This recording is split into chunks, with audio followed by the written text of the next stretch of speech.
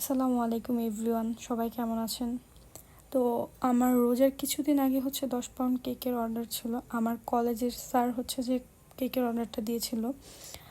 তো এই কেকের পিক আপলোড করার পর ইনবক্সে অনেক আপুরা জিজ্ঞাসা করেছে যে আমি কেকটা কিভাবে বেক করছি। আসলে আমার বাসায় ওভেনটা অনেক ছোট, যার কারণে আমি 2 পাউন্ড করে 10 পাউন্ড কেক ওভেনে বেক করে নিয়েছিলাম।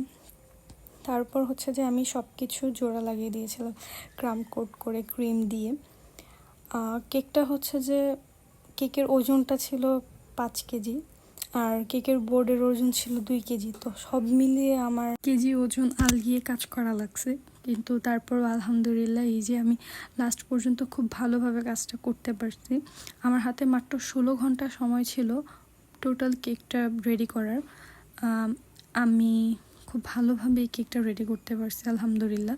আর কেকের বোর্ডটা এত হেভি দেওয়ার কারণ যে স্যার বলছিল যে এটা বসুন্ধরা নিয়ে যাবে, যার কারণে আমি কেকের বোর্ডটা এত হেভি দিয়েছি, না হলে প্রবলেম হতো।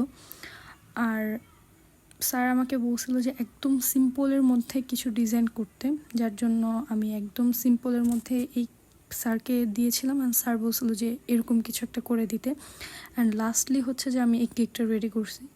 লাস্ট একটা ভিডিও অ্যাড করে দিলাম আপনাদের জন্য।